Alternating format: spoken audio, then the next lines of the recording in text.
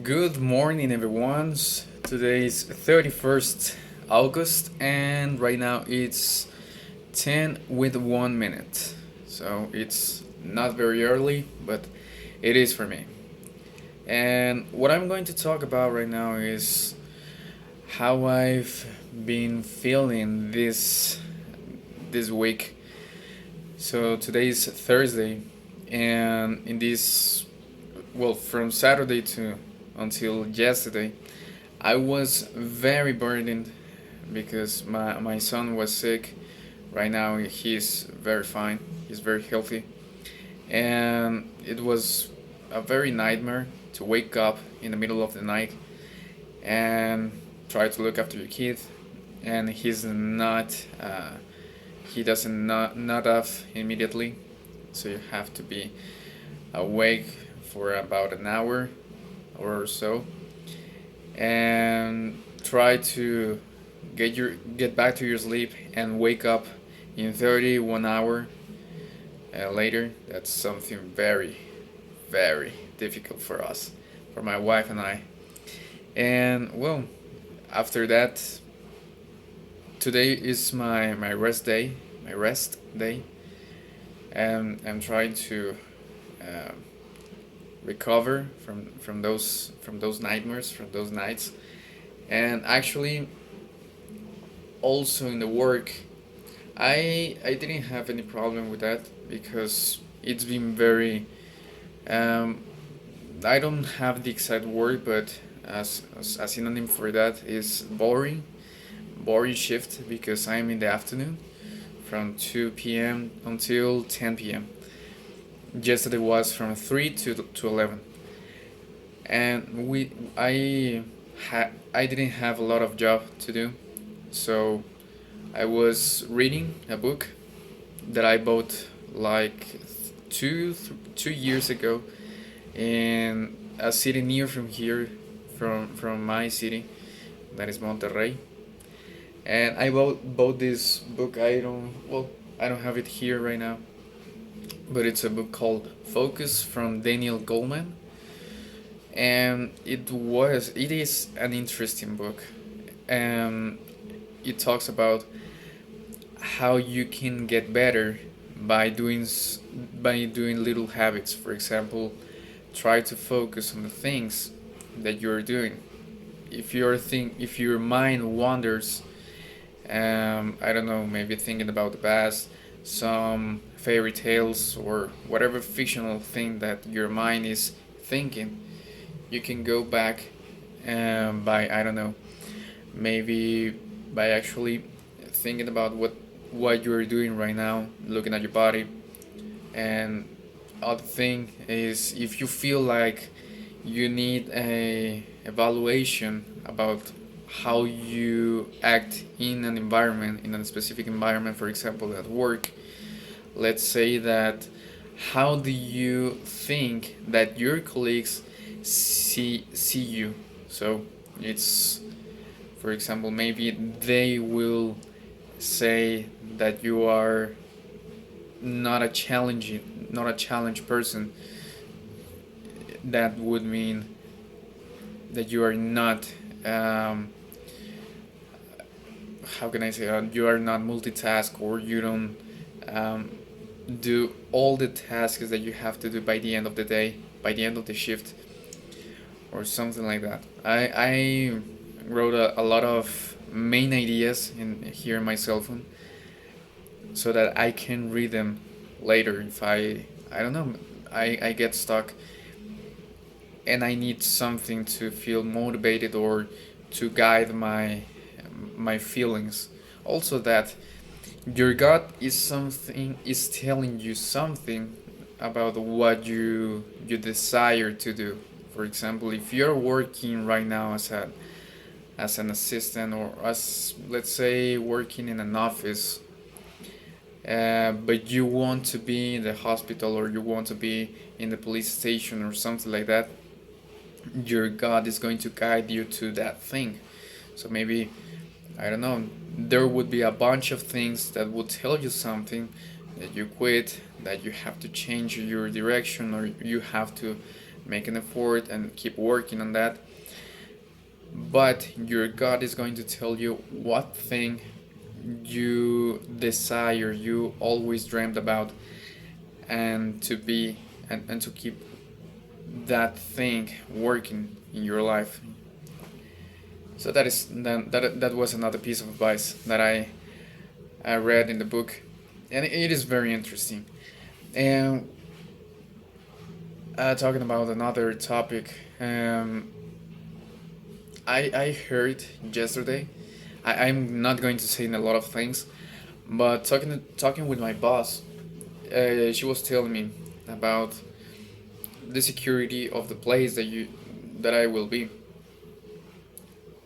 So most of the times here in Mexico, we say some phrases such as "take care," um, "watch watch yourself." I don't know how can I say it in English, but those are like common phrases that your mom says to you. And I don't know, or maybe it's similar, that in other countries, such as, I don't know, United States, Canada, Brazil, Chile, I don't know, but there don't have these kind of phrases because maybe in those places are securer than here, and they don't use such phrases in order to remind the person to be careful whenever whatever place they go. But here it's like whatever place that you go, even if it's a store, a convenience store near from your house, your mom or whatever relative is going to tell you, watch yourself, take care. And well, my boss was telling me that in order to feel secure, you don't have to be stressed about the situation. So, for example, if there's a call and there's a stranger asking for some information about the things you about the people you have, you don't have to give anything because if they are, well, let's say that this person um, says that he is part of a company and he wants a piece of information of someone, and maybe he's going to give you the first name and the first and last name. But here in Mexico, of course, we have our two names and more last names. So that's something more specifically that we can ask in order to see if that's true, whether it is true or false, and also other information such as I don't know, do you have this extra information? For example, let's say the date that this person arrived, something like that. She told me that one of the employees um, last years answered the call, and this person, well, it was in the middle of the night, it was about 3 a.m. This person called, and well, this person answered the phone, and the other person and the person in the other side was asking for some money because in order not to have the place closed, um, he has to give a deposit of 5 or 10,000 pesos. And well, he freaked out because he only had 5,000. So it was like, I'm gonna check in my boss's office and other security boxes. I'm going to check that. So hold on there. And this person made a deposit of more than 5,000. It was like around 7,000, with 7,000 or 8,000. And well, it ended up that it was, as I don't know if this word fits in this, but it was a scam, call scam. I don't know if that's correct, but it's a person blackmailed you, something like that, and asks you for an amount of money, and he pretends to be a member of your company, let's say the guy that manages the money of the place or the company, and he's like he's going to give you the permission, don't worry about it. I know that I'm asking you this amount of money. I'm going to tell to the boss, don't worry about it. I'll cover you if they scold you, I don't know. And well, this person did the action, made the deposit, but at the end it was a scam. There was, I think there was no, um, how can I say, this person wasn't left by the company, but it was an experience that we have to learn how to control and how to know where is the lie, because most of the times there are some questions that they ask you, but also in that little story that they tell you there are some other questions that you can ask, such as if, for example, I don't know, I want to talk to this person, the let's say whatever number, whatever name, sorry. Okay, sir, why don't you hit him up? He has his phone. Oh, but he's not answering. No, actually, he has it. He has two phones. I don't know if you can call to the other number, and maybe that's false. You know, it's like, and the other person, no, but I called to that number too. Okay, so you're lying. Okay, let me hold on a second, and you hung up. That's it. And that those are like Mexican ways, or maybe it's the only way that I know. It's the Mexican way that we do that. We how I forgot the phrase, but we play the game. Well, play the we play with the other person. You know, it's like, or we either ask questions or um pretend that we are frightened or we're scared.